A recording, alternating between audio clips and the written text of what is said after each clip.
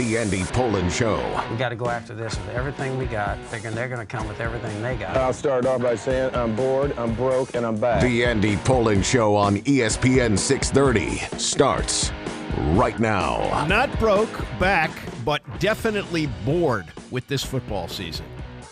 Oh, man. They still have 3 games left to go? I mean, can't we just call it a day now? Get Ron Rivera and everybody out of Ashburn and start on next year? I don't have to watch the games, I guess. You don't have to watch the games. I watch the games because I think it's part of my job and have never really considered it to be a job, but it's a job now. It's a chore.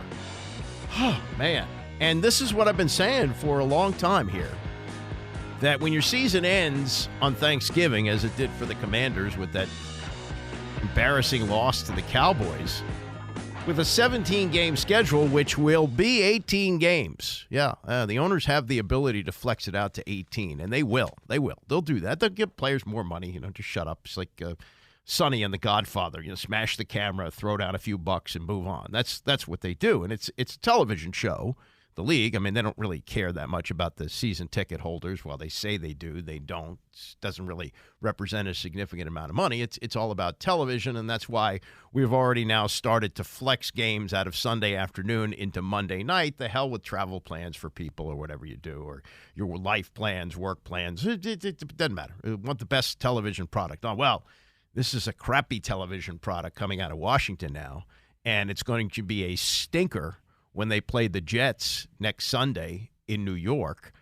The only intrigue would have been if the Jets had won yesterday. We might have seen Aaron Rodgers play. I guess there's still a possibility that can happen just so Rodgers can prove what an unbelievable healer he is. But it doesn't mean anything to the Jets. They were shut out by the Dolphins in an ugly game in Miami, 30-0. And it doesn't mean anything for the Commanders, who once again lost in a game where the final score doesn't tell the story, 28-20. The Rams really should have put this game out of reach in the first half. They just had a couple of really costly fumbles by Kyron Williams. But otherwise, Washington got run over in this game. 445 yards of offense for the Rams. They ran for 196. Probably could have run for more. The 62-yard touchdown pass to Cooper Kupp, I've never seen it. There was no white jersey in sight. This is the defense that Ron Rivera said he was going to simplify. How did he simplify it? Say, don't cover the wide receivers? Don't cover Cooper Kupp, who, by the way, is really good and might be the favorite target of Matt Stafford? I mean, it's just – and this is the problem that the league has for some teams. Now, others, it doesn't matter. We had some really compelling games on Saturday on the NFL Network. Teams, 7-6, still breathing. You have that. But in cities like this one, it stinks. It just stinks. And they got to prop up Ron Rivera for 3 more games. Oh, this was great over the weekend. And I don't blame her for doing what she did because that's the job. But Diana Rossini of The Athletic reported that the Commanders will fire Ron Rivera at the end of the season. Wow. She writes, since acquiring the team, new owner Josh Harris has had the vision to keep Rivera in place through the end of the season, then move on. It's not a secret anymore, she wrote, citing sources. When was this a secret? It was not really a secret in September. It's certainly not a secret in mid-December. He's gone. But they have to drag this carcass along for 3 more weeks. It won't be until 3 weeks from today where we will get the official announcement that Ron Rivera is out. And the only intrigue really from yesterday, because by the time this happened, the game was over, and the only thing was, okay, is this a move in the direction of moving on from Sam Howell? Everything they've said, everything they've done has indicated he's their guy, at least for this year, and who knows what the new regime will want to do with him next year. But we haven't seen this throughout the year. I mean, there's been just ugly losses in recent weeks. The last 2, Cowboys 45-10 and the Dolphins 45-15. What was the point of leaving him out there? Yeah, last series against the Dolphins, Jacoby Brissett handed off a few times. But in this game, I don't think the game was really in doubt at that point, but if somebody was going to pull off a miraculous comeback, it wasn't going to be Sam Howell.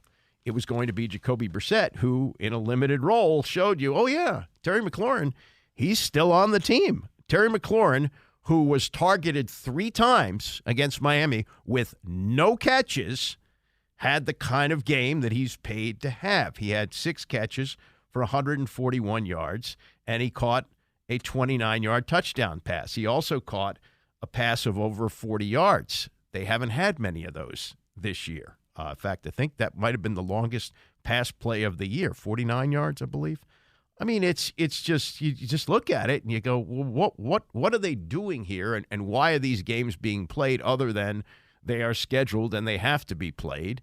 And for the last 2 opponents, it's probably going to be meaningful, not to make the playoffs because San Francisco and Dallas are going. The question is, could they each be in position to clinch that first-round bye and have the number 1 seed? That's really what it's all about at this point. But for Washington, this is just awful. They're just going to be a punching bag for the last, certainly the last 2 games and maybe the game coming up. Now, Brissett comes into the game. These are the first. They weren't even really meaningful at that point, but I guess semi-meaningful snaps. Sam Howell had gone 11 of 26 for 102 yards. Let me give you his passing numbers because they were really awful in this game. He was like 40%, 40-something percent. Just an awful performance, maybe the worst he's had all year. 11 of 26, 42.3%, a 50.5 passer rating, took 1 sack, his 59th of the season, ran for 22 yards.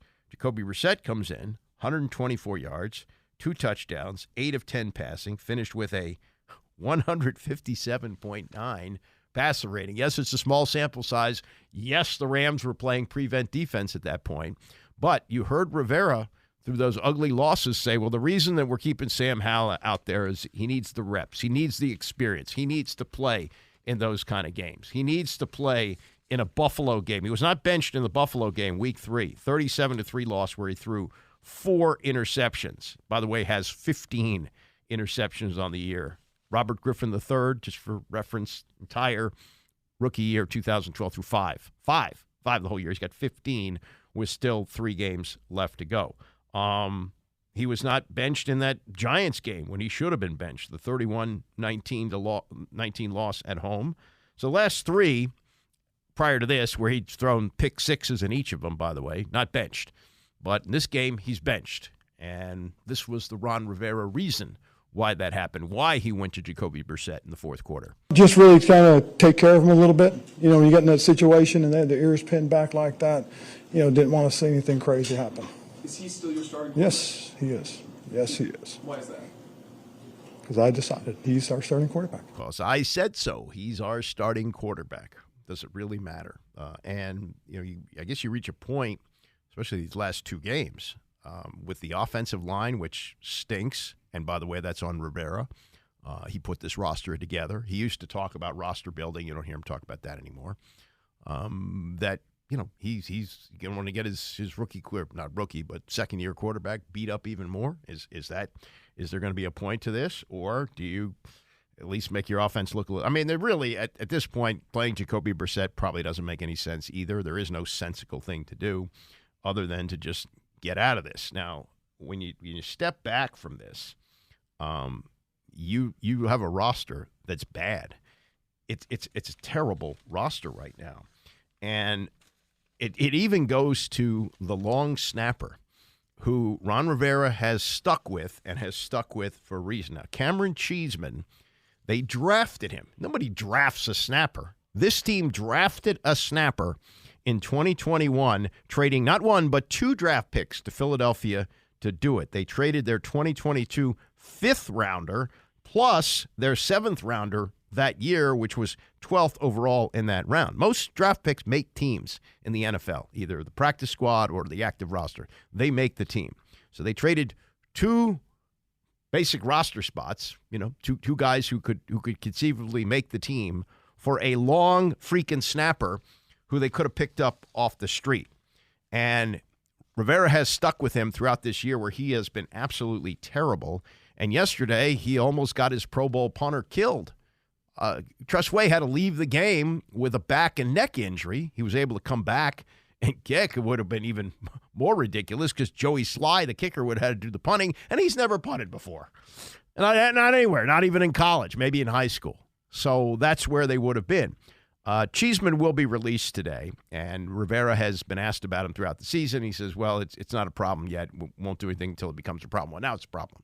Didn't cost him the game yesterday, but didn't help. And Cheeseman said, if he asked if he was worried about his job, he says, I've been worried all year. I haven't been performing the way I've been wanting to. Most places I probably wouldn't be around still. Oh, you're right about that, cheesy boy. You wouldn't be anywhere else but here because the man who coaches the team also builds the roster, and what he has is a roster that's crap right now. And because he didn't want to look doubly bad, cutting a snapper who he traded 2 draft picks to get, he's hung on to him until he almost got Tressway killed yesterday. So that's where we are. More from Sam Howell. And this is Howell who, to his credit, keeps his chin up. He's taken some beatings in some games. He's, again, had his 59th sack yesterday. But he's seemingly has the right attitude. The players like him. And I don't know whether he's going to be a starting quarterback here or anywhere else in the league, but he does seem to have the right attitude to stick around. Is what it is. I know I'm not defined by this one game or anything like that. So keep going, keep trying to get better. And did Ron make clear that you're the guy next week? He told us that. Have you guys talked about next week? Yeah, honestly, we haven't even spoken about it. But yeah, just gonna try to keep doing what I can and taking it one day at a time and keep trying to be the best player I can for this team. Yeah, he's done that all the time. Now it got so ridiculous that he was even asked, well, did you learn anything watching Jacoby Brissett play? I know what it takes to play to play this position well in this league, and I've seen a lot of guys do it. Jacoby played well. He's a really good football player, and he's shown that throughout his career. So yeah, just watch him work the offense, and we were kind of those 2-minute drills in those times, and he did a good job of executing those situations and the plays that were called. So yeah, for sure, always trying to learn and get better, and he's a great one to learn from. Yeah, well, is that what you want to do? You want to be learning from somebody in the 15th game, 14th game of the season in the fourth quarter? Jerry Brewer put this very well in a column today. Brewer out there for the Post. He's based in Seattle. I don't think that's been great for his development as a columnist in the Washington Post, but okay. He's out in Seattle doing columns, and when the Commanders are on the West Coast, they had him make the short flight to Los Angeles for the game. And he writes, and I'm 100% on board with this. He says, at 4-10 and regressing in every tangible area, the Commanders have created their version of an out-of-office reply for the remainder of the year. Ron Rivera, the coach and top personnel executive, that's important. This is a coach-centric operation created by Dan Snyder. Personnel executive is more babysitter than architect at this point. Yeah, babysitter for 3 more of these. This was supposed to be a dignified way to exit. This was supposed to be viewed as the new ownership group showing Rivera respect for helping to hold the organization together by allowing him to finish out the year but promising change. Yet, like everything else, the timing of Rivera's departure seems inconsequential now. Why keep Rivera? Why fire him? Why do anything besides spike eggnog, eat Christmas cookies, and watch sentimental holiday movies? As long as Josh Harris and the new ownership group are prepared to move decisively through a tricky search for a new general manager, head coach, they can delay the inevitable. Yeah, we'll find out 3 weeks from today that he's gone. But in the meantime, you got 3 more of these. One more thing on Hal, and who knows, if he was just trying to be nice, but this was Sean McVay, coach of the Rams, kind of throwing a bouquet or two, to make the kid feel better after kicking his butt yesterday. Defense did a good job. They did a great job being able to rush with integrity. I thought our coverages were tight. I thought Raheem really mixed it up really well. And then Jacoby Brissett, came in and really gave him a spark, and ended up leading them on 2 touchdown drives. really until the red area. I don't know that the ball touched the ground much until that last sequence, but I still feel like I do about Sam. There's times that you have tough games, but that guy's a baller, and I respect him as a competitor. Yeah, well, baller is kind of like for, a plucky lad like Taylor Heineke. He's a baller. He gives you everything out there. Sam Howell, when you describe him as a baller, that's not really like putting him in the category of elite quarterback, franchise quarterback. That's a guy, and he did. He scrambled around. He made some plays yesterday. He wasn't good. He hasn't been good last few games, at least for the fourth straight game. He didn't throw a pick six, which would have tied a record. But to describe him as a baller is kind of a left-handed compliment. And this is why wherever they draft, and it could be as high as 2, I don't think the chances of that are great, although Carolina did win yesterday. But part of the problem with the Commanders is they beat 2 teams that are kind of fighting for the top spot. They beat the Cardinals in week 1. Cardinals got crushed yesterday by the 49ers. They beat the Falcons, who are kind of playing their way out of this, and the Patriots, who stink and are probably going to part ways with Bill Belichick. So they beat bad teams, which is not going to be helpful in a tiebreaker situation. So it is what it is, as we like to say. And, just kind of, do your Christmas shopping. If you have time to catch a few minutes of the game, do it. But there really isn't any meaningful purpose in doing that right now. Coming up in the next hour, 25 years ago today, the movie You Got Mail came out. It created a whole new look at the way relationships are, and now it's outdated. We'll get to that and more, plus more on the Commanders and their circumstances they drag along through the last 3 games. It's the Andy Pollin Show, ESPN 630. Roll until 11 o'clock today. Sometimes we go till noon when Tony's off, but Tony's due to do a show today at 11 o'clock. I know he watches the Red Zone channel religiously. I don't know how much he's going to talk about the Commanders. And really, what is there to say at this point? It's just over. We'll be interested to hear what Ron Rivera says when he has his news conference today. I anticipate that he'll announce that the snapper is gone, the snapper that he stuck with until it became a problem. And a big problem yesterday. He nearly got Tress Way knocked out for the year, almost out of that game. Just a ridiculously bad snap by Cheeseman, who's got the yips now. Yeah, it's sad. The guy has lost his ability to snap the football. Maybe he'll get it back, but he won't get it back here. They'll have to find another place for him. He even said, Cheeseman talked after yesterday's game, how many times do you interview the snapper? By the way, it's the best thing you can do as a snapper is to be anonymous. Like, be with a team for like 10 years and nobody knows that you play there. That's the best way to live as a long snapper. But Cheeseman has been a story throughout the year. There have been games where he's had bad snaps, which has caused them to miss extra points and miss field goals. And yesterday he dribbled one along the ground, and poor Tress Way, who's in many ways their most valuable player, always consistent, suffered a neck injury. Fortunately, he was able to come back in the game. Asked if he's worried about his job, Cheeseman said, I've been worried all year. I haven't been performing the way I've been wanting to. Most places I probably wouldn't be around still. Oh, yeah. Almost any place, any of the other 31 teams, he wouldn't be around. But Ron Rivera, who also built this roster poorly, that's another, thing that we've learned about this team as we come down the stretch, that whoever's taking over isn't taking over much here. There aren't many players who are really considered to be among the best at their position. Jonathan Allen and Terry McLaurin, who had a big day yesterday with a backup quarterback. That is something that is really eye-opening. Well, it shouldn't be really eye-opening because what previous experience did Ron Rivera have in building a roster that would lead you to believe that he could build one here? He couldn't do it. And he had his 2 guys, Marty and Martin, and while they may be good personnel people, Martin Mayhew, who has played here in the past, has been a general manager in Detroit and San Francisco. He's the GM here. And Marty Herney, who sort of serves as the chief scout. What have they built? They haven't built anything that's any good right now. They've got a roster that's bad.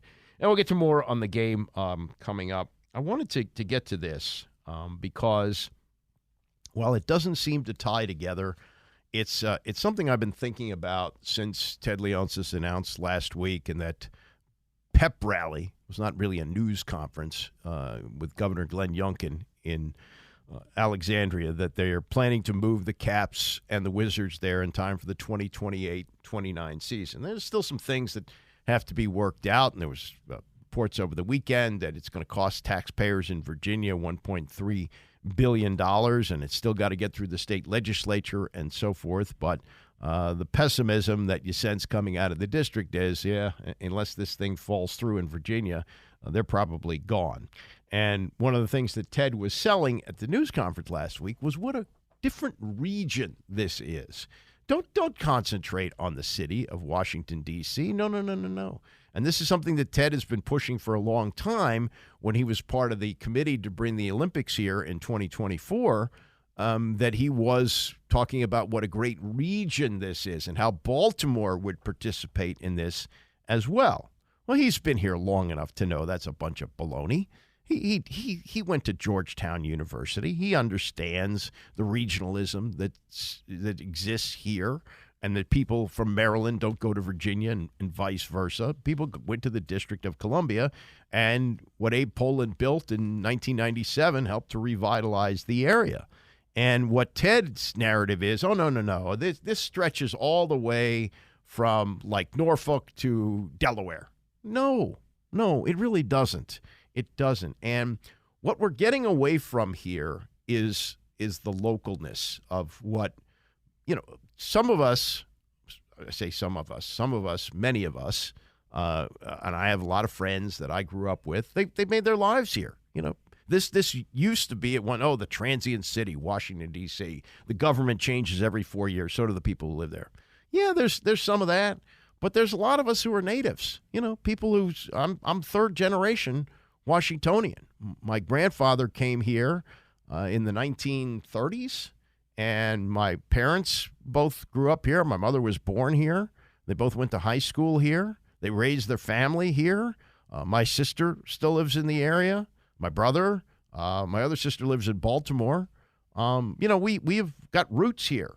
And the local feel that we had is starting really to slip away. And some of it has to do with media coverage as well.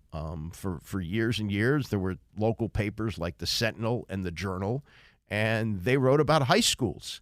The Washington Post, a little bit on high schools, but not much, not too much. And they have become more of a national paper. Some of that is what Bezos has done with the paper. And now, and this probably is not a big deal in your life, and in the grand scheme of things, not a big deal in my life, but what has been a part of, local coverage, local feel, local roots since 1947 is going away. It started as the District Line in 1947. It's a local column written. First, it was, for many years, in fact, it was in the comic section of the Post. You would go to the comics, and there would be a little picture of Bill Gold there, and he wrote the District Line from 1947 to 1981. Then Bob Levy took that over, and he held on to it until 2004. And John Kelly has done it since 2004. And what they do is they have little anecdotes about, a restaurant closing, or this happened in Fairfax, or this happened in Rockville or Gaithersburg. And it was something to give you a kind of a local feel, a local, when you lose that localness and everything is national or even regional as Ted wants it to be, you lose something there. There's just not something there. So Kelly was offered the buyout. The Post is losing a lot of money. Reports are $100 million a year. So rather than fire a bunch of people, they want a bunch of people to take buyouts, and they offered to John Kelly, among others, a buyout, and he's taking it. He's 61 years old, and at the end of this month, he will write the last of this type of column, which has existed since 1947. And he writes, as a Post reader put it in Bill Gold's column in 1949, Louise Baldwin, Washington is a small town that got too big for its bridges. And Kelly says, that was always the theme of this column, which every day has set out to prove that Washington, the Washington area, isn't just what people outside of Washington think it is. Washington isn't just politicians. It isn't just lobbyists. It isn't just transplants. It's what I like to call normal people, and normal people are who this column was written for. And that's going away. And that goes away along with the Journal, the Sentinel, a lot of things that we could hold on to as part of our community, just our little community here. And while the city of Washington, D.C. is not something you would necessarily refer to as a community, it is something that people from the various outlying areas can hold on to, and people who live in the city have something. That's one of the reasons you live in the city, because you have those kind of things that are close to you that you can walk to or just hop on the metro or a bus or go to. And now that's going away for this big regional complex that's going to go up in Alexandria. So I just thought, when I was reading what John is writing here and kind of, not getting maudlin, but kind of getting nostalgic about what he's been able to do here for almost 20 years and what had been done here going back to 1947, that's not going to be around anymore. There aren't going to be those things that you can say, oh, yeah, that's right here in my backyard. That's happening here. They're covering that. I mean, I remember when my son was playing sports in high school. He played tennis and he played basketball. You could look for stories about his teams in the Gazette and in the Sentinel. And that's gone. It's not there anymore. And this will be gone too. And this covers an even more larger regional area with that. And what's going to happen here is we're just going to become homogenized for everything. I mean, I think it's great that we've got like this New Haven pizza. It's become really, pizza and barbecue have become a big deal. And people are connoisseurs. Where do you find the best pizza? Where do you find the best barbecue? And you can find them all like in a mall. Like Montgomery Mall has Frank Pepe's, which is like a famous place in New Haven, which is good. It's good for people here, but it used to be, what an adventure to go find that. You don't have that anymore. Everything is kind of the same now. It's all, I don't know. I mean, there he goes again, the old get off my lawn guy. Shut up, old man. Get with the times. I understand all that. But I just, in reading his column and watching what Ted did last week and where this is going to go, it just underlines why our city, and for those of us who have made it our homes and raised our families for 50, 60 years, it's not what it used to be. And it's not a regional area for me. It's not regional. People have, and I think people in Baltimore feel the same way.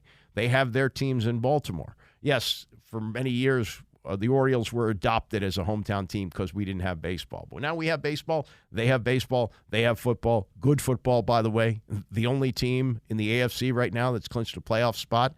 And if they beat Miami next week, and a week from Sunday, they will have likely the number one seed throughout the playoffs in the AFC. They're good, and this team stinks, but they're separate. And now what's going on here and the local feels and the local touchstones like this column, which started as the district line, is going away. All right, back to the Commanders and the loss yesterday. And it's one of those games that you have to see to realize what a butt-kicking it was. Yes, Jacoby Brissett came off the bench and did some really good things and told everybody, these Terry McLaurin stories that he's not as good as he used to be. He's overrated and he's really good. And if you got a veteran quarterback who can find him, as they did yesterday, you can make things interesting. And this is Sean McVay, the coach of the Rams, used to be here as the offensive coordinator. And like many of those assistants who work for Mike Shanahan, they're scattered all over the league having success. This was supposed to be a rebuilding year for the Rams. It was like, they mortgaged the future to win that Super Bowl. Now they're going to have to pay for it. Nope, they're in the playoff hunt now. They're 7-7. They're coming down the stretch with a chance to get there. And a lot of it has to do with Sean McVay, who's a really good coach. He was here, like a lot of other really good coaches, and he looked at this final score, and he's absolutely right.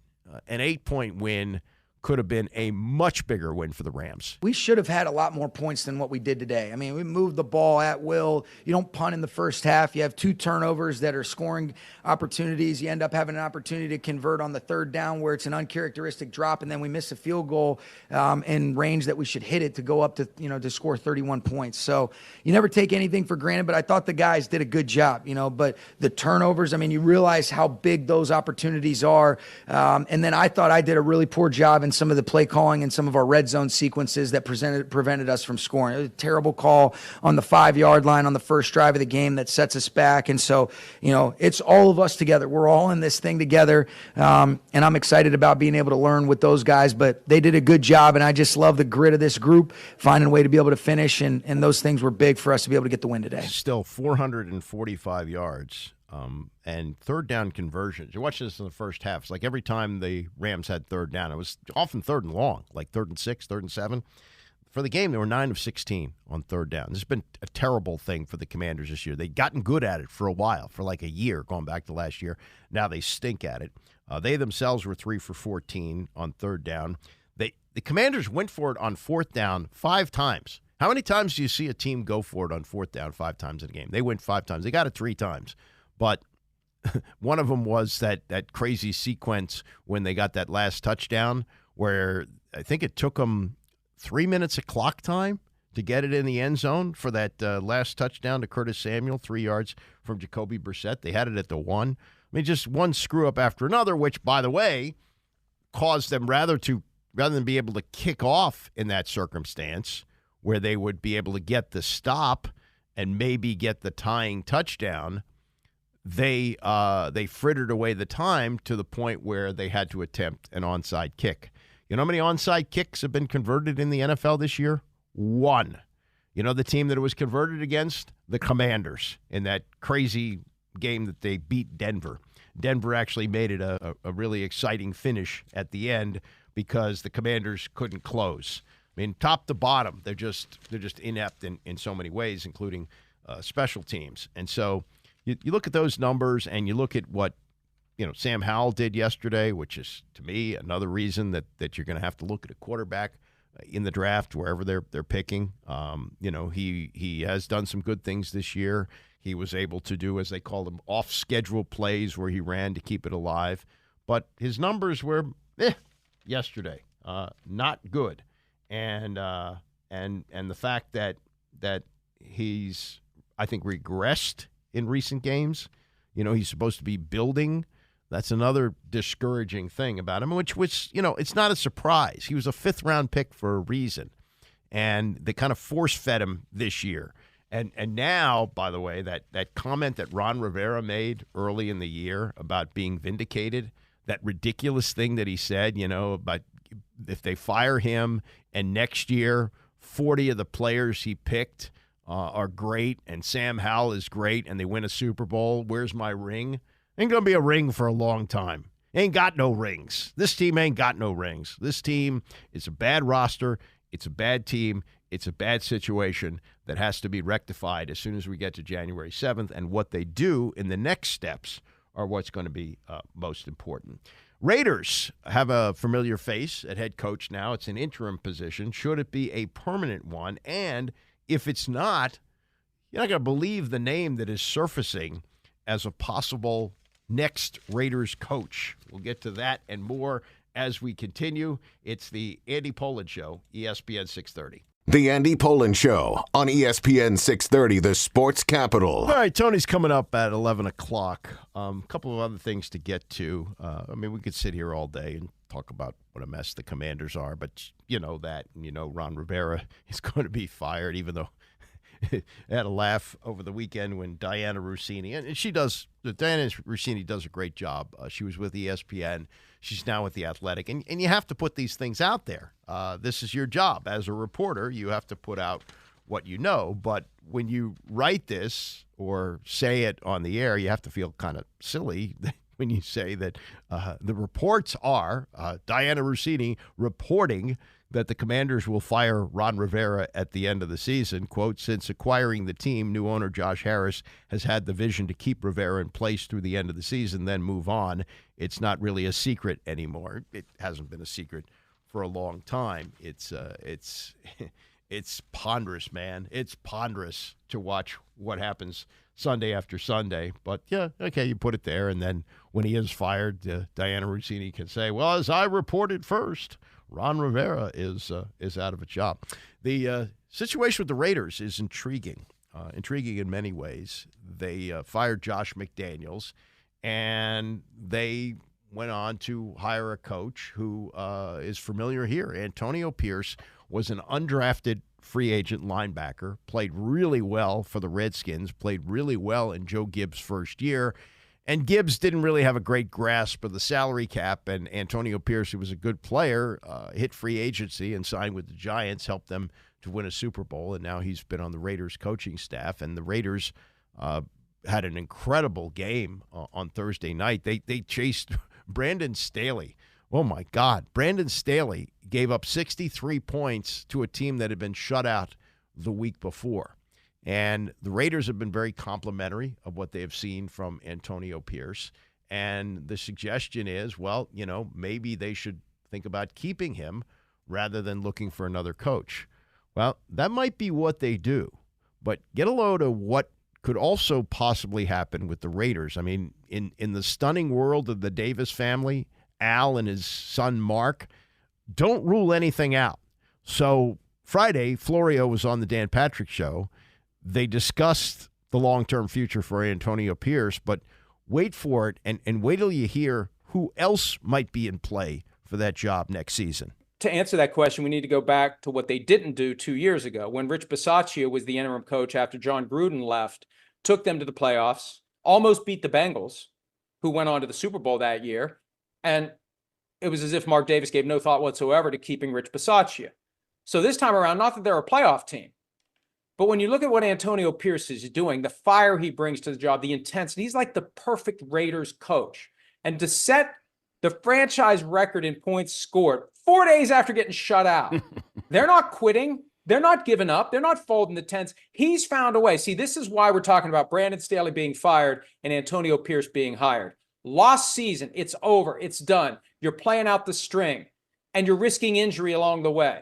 Antonio Pierce found a way to push the buttons on his guys to get them to show up and play their asses off, and Brandon Staley didn't. And I think that is, coupled with the fact that Mark Davis got it wrong 2 years ago in not keeping Rich Bisaccia, that might make him think now, you know what, I'm not going to do this twice. I'll do a short-term contract, but I want to give this guy a chance from the beginning of the offseason all the way through to the end of the season to see what he can do. If John Gruden wins his lawsuit against the NFL, is there a chance he could coach the Raiders again? Well, I mean, in theory, there's a chance he could coach any team again. Any team could hire him anytime they want. But the Raiders are paying him, aren't they?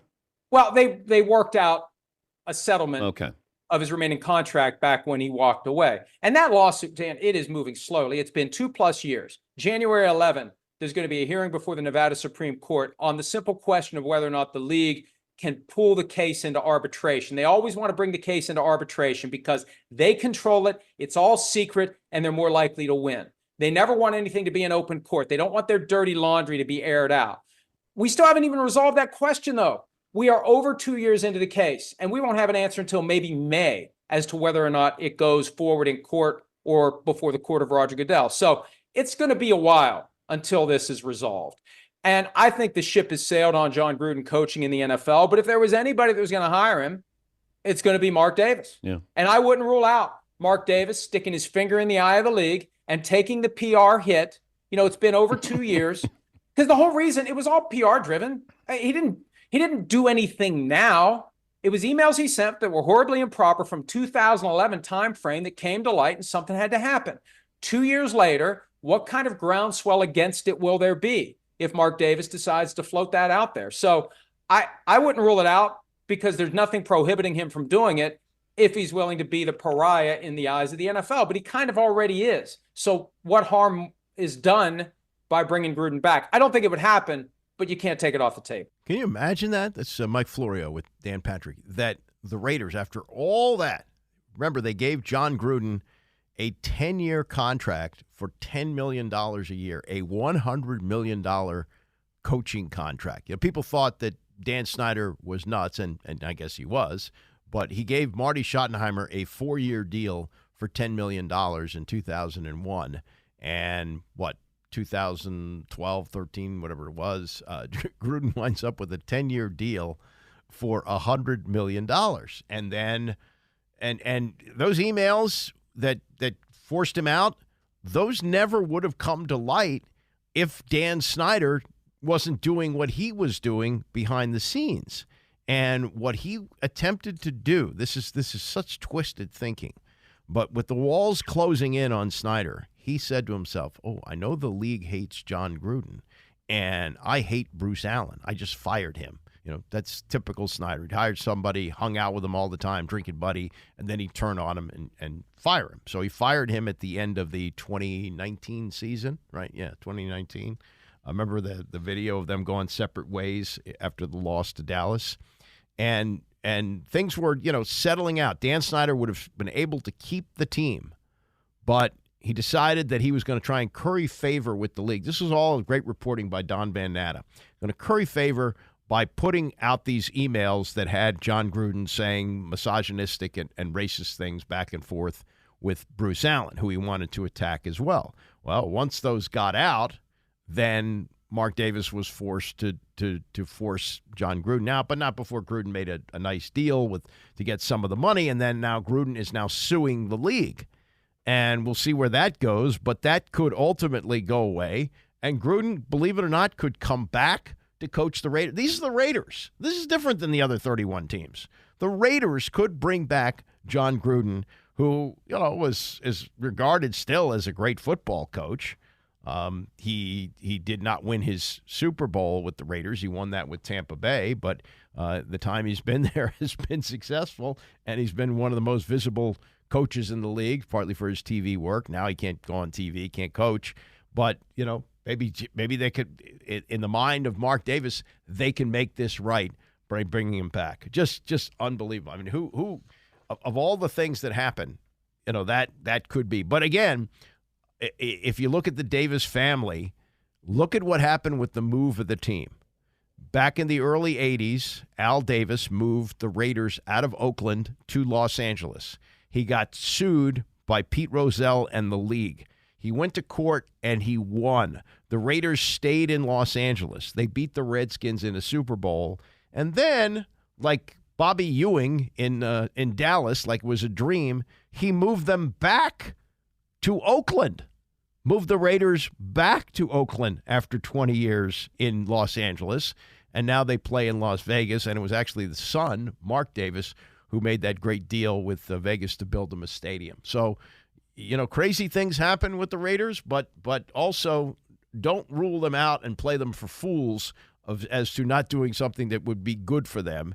And in the mind of Mark Davis, bringing back John Gruden might be a good thing for them. College football, we're about to launch into all the bowls. In fact, let me look at some of these bowls that are coming up. We're in that period of time. I call it the Yule log of sports, where almost any time you turn on ESPN this time of year, there's a college football bowl game going on where you may not necessarily know the teams. We had a round of bowls this weekend, in case you weren't paying attention. Saturday was the Independence Bowl late. Texas Tech beat Cal 34-14. And a lot of these games, there's like nobody there, and it doesn't matter because they've got the television deal. You can come home tonight, or today, rather, this afternoon, if you're off, and you can take in from Charlotte, North Carolina, the not just Toastery Bowl, the famous Toastery Bowl, which is a 2:30 kickoff, Western Kentucky against Old Dominion. How about that? Then tomorrow night is the Frisco Bowl in not San Francisco, but Frisco, Texas. Texas San Antonio plays Marshall. Thursday is the Boca Raton Bowl at 8 o'clock. South Florida against Syracuse. And then Friday, surprised there's only one on Friday, but we have the Gasparilla Bowl in Tampa, where Central Florida will play Georgia Tech at 6:30.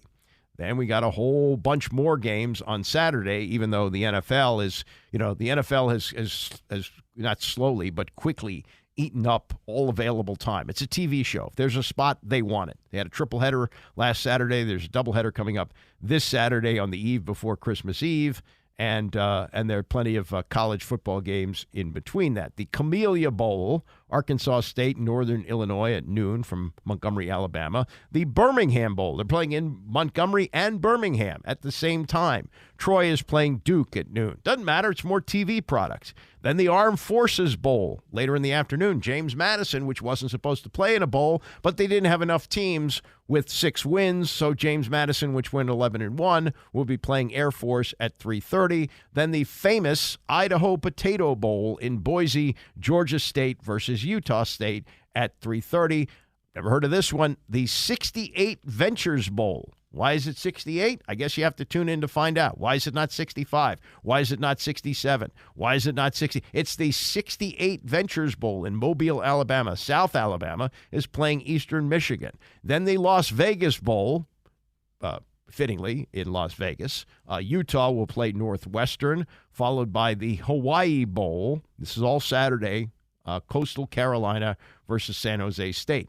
Then they clear out for the NFL. So there are no games on Sunday, and there are no games on Monday because that's Christmas Day, and the NFL is going to eat that. So we get to the 26th, the Quick Lane Bowl in Detroit. Maryland played in that one time, not that many years ago. Bowling Green plays Minnesota. The First Responder Bowl, Texas State versus Rice, and then the Guaranteed Rate Bowl in Phoenix, Kansas versus UNLV. And that only gets us through Tuesday. There's a lot more to come and many, many bowls stacking up. None of them important until we get to the 1st of January, which is the bowls that people want to see because those are the playoff bowls. And there's an interesting side note on this that popped up over the weekend that you may not have paid much attention to. The Rose Bowl at 5 o'clock is going to match Michigan and Alabama, the 1 seed versus the 4 seed. Then the Sugar Bowl, to play the winner of that for the national championship, will match number 2 Washington versus number 3 Texas. And I think this was announced Saturday. It may have been as early as Friday, but it was not something that was available when we had the show on Friday. Malik Murphy, who is the backup quarterback to Quinn Ewers at Texas, started some games this year when Ewers was out. I think he missed 3 or 4 straight games. He has entered the transfer portal, meaning he is not available for this important game. All these other Gasparilla, 68 Reasons Bowl, whatever these things are, these are all garbage. These are important games, and you're not going to have your backup quarterback for Texas. Texas has been down this road before. Let me present to you the game that was played in 2010, January 2010, was for the 2009 season, to decide the national championship. At that point, Nick Saban had 1 national title, which he won at LSU. He had come back from his dalliance in the NFL, coached a couple of years with the Dolphins, and now is ready to have Alabama compete for the national championship.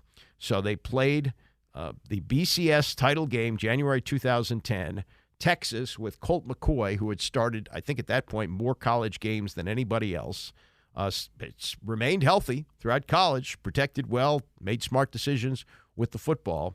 And Colt McCoy went out of this game on the 5th snap with a serious shoulder injury, leaving Garrett Gilbert to come in the game. Now, because McCoy had remained healthy, Gilbert had hardly played. He was, I think he may have been a true freshman, but or a redshirt, but he was a freshman. Well, Garrett Gilbert had to play the bulk of that game. Now, he did kind of make it interesting in the second half, but he threw 4 interceptions and was 17 of 42. He had to play because Colt McCoy was out. If something happens to Quint Ewers in this important game, Arch Manning is going to have to come in. Arch Manning may turn out to be one of the all-time great quarterbacks and follow in the lineage of his uncles, but the reality is he hasn't played much. So you got to hope that Quinn Ewers, who's already missed time this year with injury, is healthy enough to finish this game and the national championship as well. There's potentially 2 more games left in the Texas season, and the backup quarterback, who isn't a big deal if he doesn't have to play, but if he has to play, might be able to save your bacon. He's not there anymore. He's in the transfer portal. This isn't opting out of one of these silly bowls, the Pop-Tarts Bowl like today. No, this is opting out of the playoff. I mean, it's stunning. You couldn't wait another 2 weeks to leave. You're leaving now? But that's the way it goes with the transfer portal. The merry-go-round is moving. You got to be able to hop on and get your choice of where you want to go. Couldn't you make a deal with the school? Hey, let me finish the season with Texas. Let me potentially win a national championship. No, out now. Wow. More on college football. Chip Kelly, whose team played in the Los Angeles Bowl over the weekend. Let's see, what did they do in that? That was played. I thought that was played. Yeah, it was played on Saturday in Inglewood, and UCLA did beat Boise State 35-22. But before the game, they were getting into the news conferences, visions for college football, and this is what Kelly presented to the media, and it's getting a lot of play. I think we need to have a conference commissioner, and I think football should be separate from the other sports. Just the fact that our school is leaving to go to the Big Ten in football, our softball team should be playing Arizona in softball. Our basketball team should be playing Arizona in basketball. But because football left, and they're saying, well, how do you do that? Well, Notre Dame's independent in football, and they're in a conference and everything else. I think we should all be independent in football. And you can have a 64-team conference that's in the Power Five, and you can have a 64-team conference in the Group of Five. And we separate it, and we play each other. You can have the West Coast teams, and then every year we play 7 games against the West Coast teams, and then we play the East. So we play Syracuse, Boston College, Pitt, West Virginia. Then the next year you play against the South while you still play your 7 teams. You can play a 7-game schedule. You can play 4 against another conference, another division opponent, and you can always play against one Mountain West team every year so that we can still keep those rivalries going. Not that I've really thought about this. Not that I've a lot of spent time on this.